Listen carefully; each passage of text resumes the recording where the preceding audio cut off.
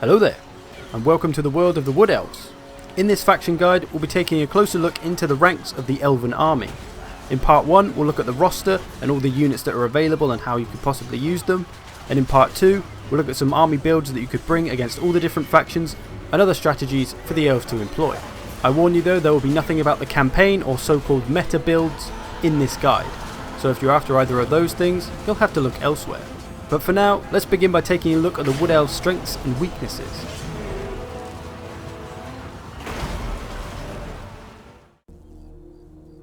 So what do the Wood Elves have going for them and against them? Well, for starters, their infantry is pretty strong. They've got a good variety of infantry units, all with different skills and different roles to play. They're all great at dealing a lot of damage. And then of course what the elves are famed for, they're strong missile units. They have some great abilities that other factions just don't have. But for all the high damage stopping power they possess, their low armour means it's difficult for them to last very long. Couple that with them having no artillery at all, it means you have to move fast, think fast and act fast with the Wood Elves. They're neither a strength or a weakness, their large units are somewhat lacking. While the cavalry is fair to good, there aren't a lot of options with it. And the same problem with the beasts and monsters. They've got some good ones, but they're expensive and you don't have a lot to choose from. It's worth keeping all these things in mind when selecting your units for the Wood Elves. With that said, let's take a look at the units.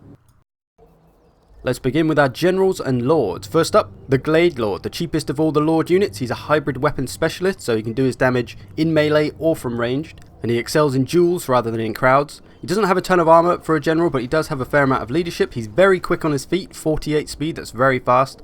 His melee stats are pretty damn good overall, 59 melee defense, 77 attack, a lot of weapon strength, even a little bit of a charge bonus. His ammunition is magical and he has some damn good range, just like the rest of the missile units. His missile damage is mostly normal and all of his attacks are mostly normal damage, so he doesn't have a lot of armor piercing capabilities. And it's worth noting that all the abilities that he has are all ones that are geared towards being a better melee attacker. So a really strong general overall for the price. You can also put him on different mounts, which will make him even stronger. And then there's the female Glade Lord, who is basically the same as the male Glade Lord in stats, except she has a bit more missile damage, so which suggests that maybe she's better used at range. And then her abilities as well suggest the same thing. They're all ones geared towards improving her ranged abilities. So basically, if you want a melee general, go for the male version. If you want a ranged general, go for the female version. And then we have the almighty Orion, who is a hybrid weapon specialist also. Unlike the previous two generals, he is armor piercing, so he has that advantage as well as many other things. One of them being that he has a lot more health, but he's lacking any armor. He has a lot of leadership and is very fast on his feet. He has a ton of melee attack, but very little melee defense. So low armor and melee defense mean he can be a bit fragile. His weapon strength is humongous though, so he really is a damage dealer overall. His charge bonus is pretty beefy too, so that just adds to his melee damage capabilities. His missile damage isn't that great, especially when compared to the previous two lords, but he still has it there if he needs it. He also has a bunch of his own spells and abilities, which are going to further increase his damage output. You can pause and read them here if you so wish. He also has an ability which gives him 20% missile resistance, so that's pretty handy, and he can scare other units off with fear and terror. And to save me mentioning it all the time, he does have the Forest Stalker ability like most of the other Elven units. So most of these Elven units are getting a buff to their speed and the missile units to their accuracy while they're in the forest. So while Orion is a strong melee general with a lot of damage capabilities, he is one that should probably be supported by some good units at all times because he can't take a lot of damage. The Ancient Tree Man, a monster of a general quite literally. He's a spellcaster and has a charge defense against large foes because, you know, he's a tree. You don't charge into trees. He's got quite a lot of health and quite a lot of armor. Great leadership, but of course average on his feet.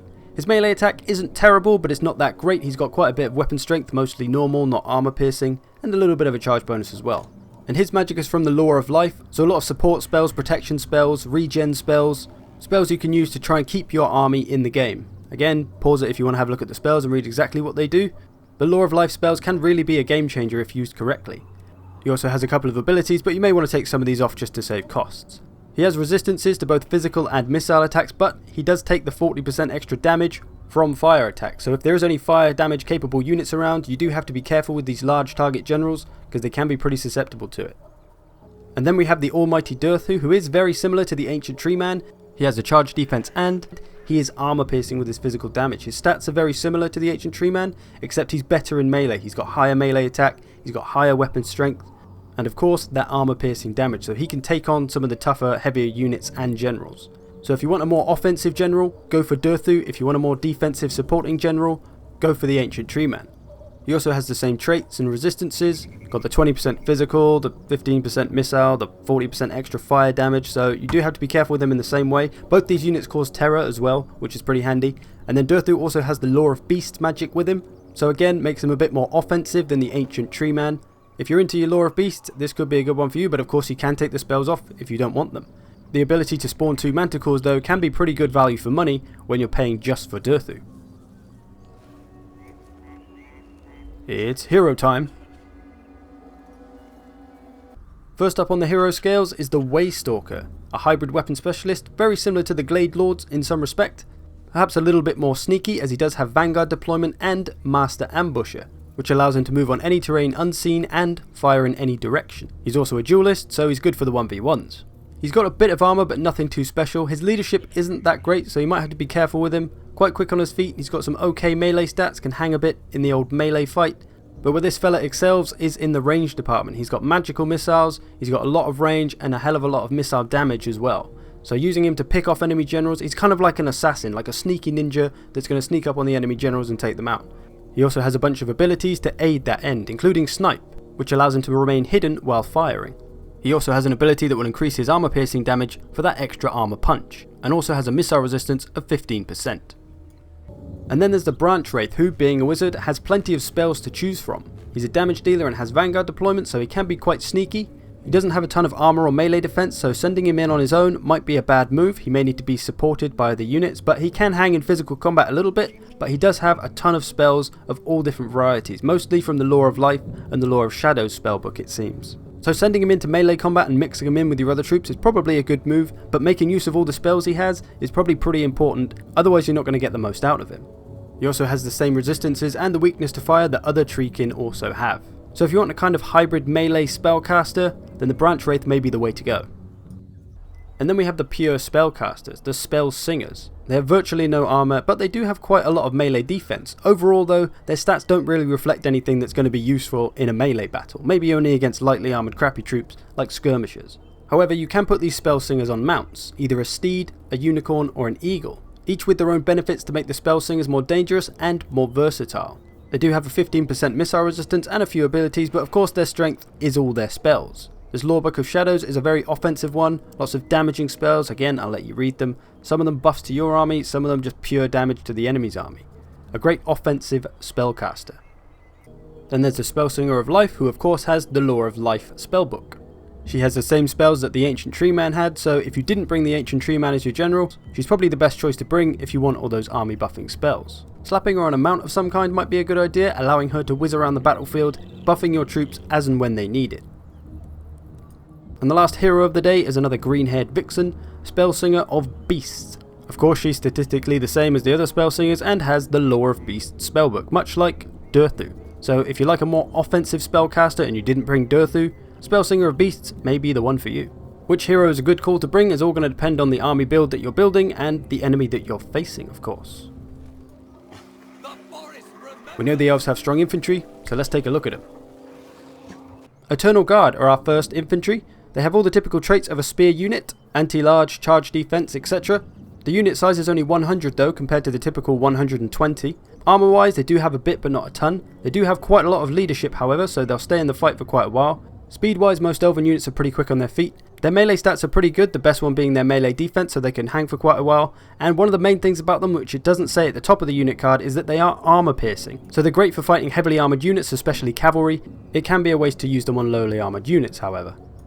And then there's the Eternal Guard with shields, who are basically exactly the same as the regular Eternal Guard, except of course, they have a shield, which blocks 55% of incoming missiles. This shield also gives them slightly higher melee defense at 43, meaning these boys have got some staying power. And these are the two cheapest units for the Elven Infantry, and they're both pretty damn good, and they can hold their own against most kinds of infantry, not just large. Which type you should bring really depends on the faction that you're facing. For example, if it's the Chaos or the Vampires who don't really have any missile units, then it's not really much point bringing shields. And then we have Dryads, who are a pretty unique infantry. They can not only deal a lot of damage, they can take quite a bit of it as well. They have Vanguard deployment, so you can use them for some sneaky purposes. They lack any armor piercing though, so you're going to have to be careful where you use them. And while they actually don't really have a lot of armor, they are trees, so they do get the physical resistance trait of 20%. So they get to mitigate some of their physical damage with that trait. They got pretty good leadership and are pretty fast on their feet as well, giving them a slight advantage at outmaneuvering their enemy.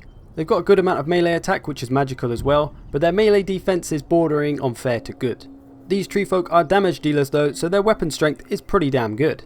But as we said, it's mostly non-armor piercing.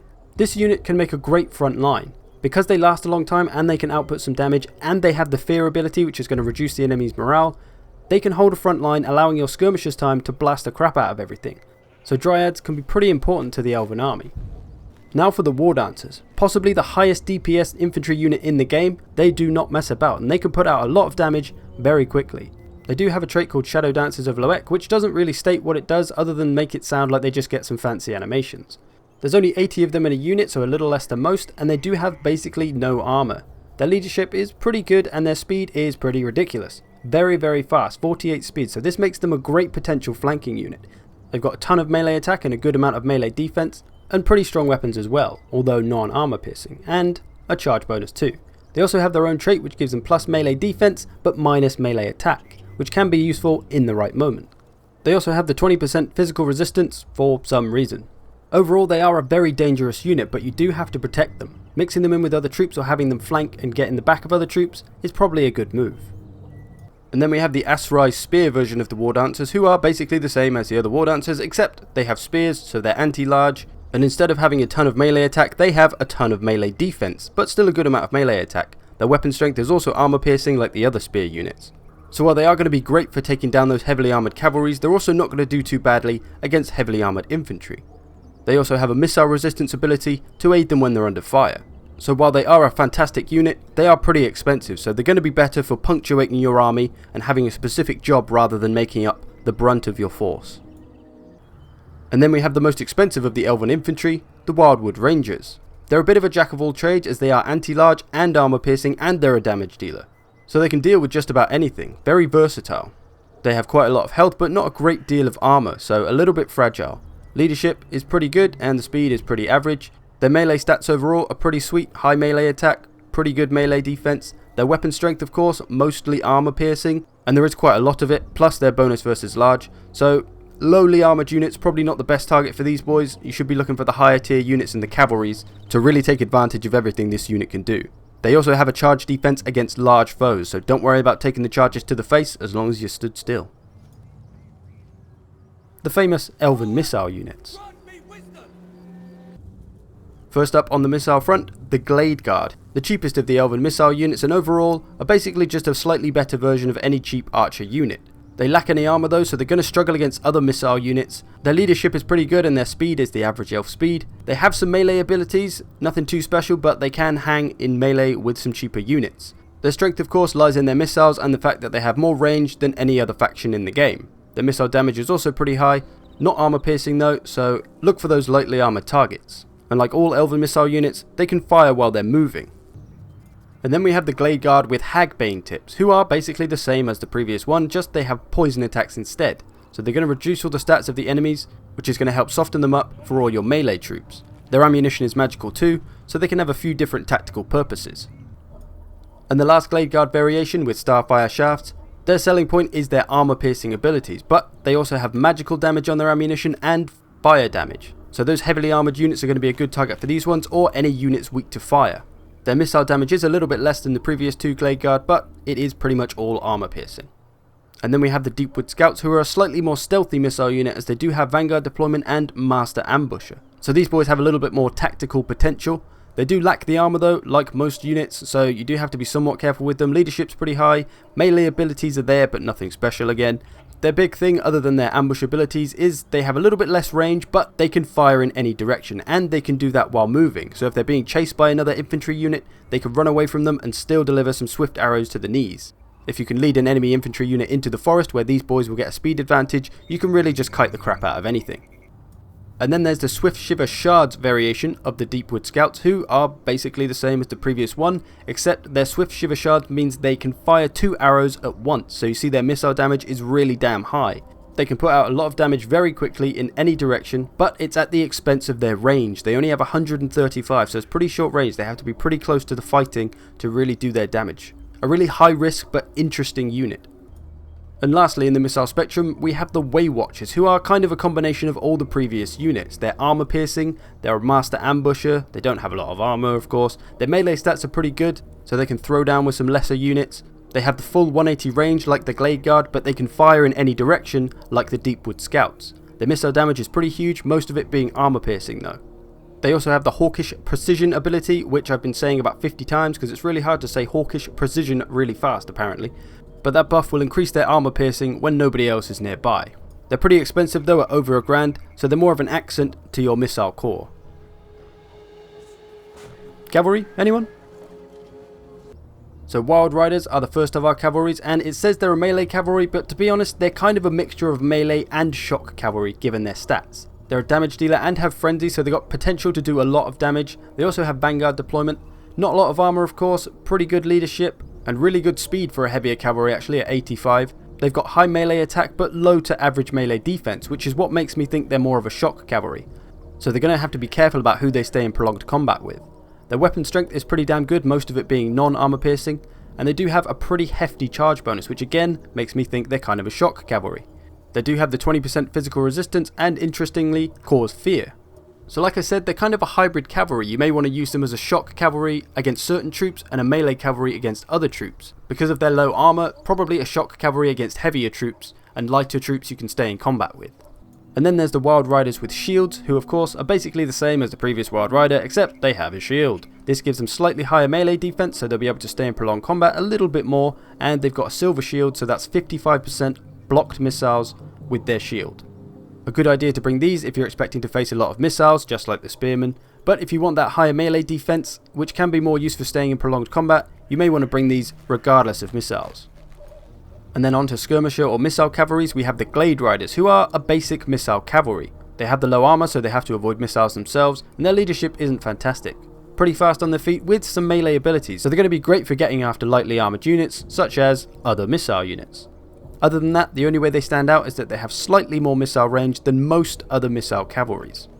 Then there's the Hagbane tips versions of the Glade Riders, who are the same as the regular Glade Riders, but they have poison attacks, which makes them damn near uncatchable by anything other than flying units. Because they can reduce the speed with the poison, nothing can really catch them. So you can use them to kite the crap out of other cavalries, or you could use them to support your infantry by debuffing the enemy.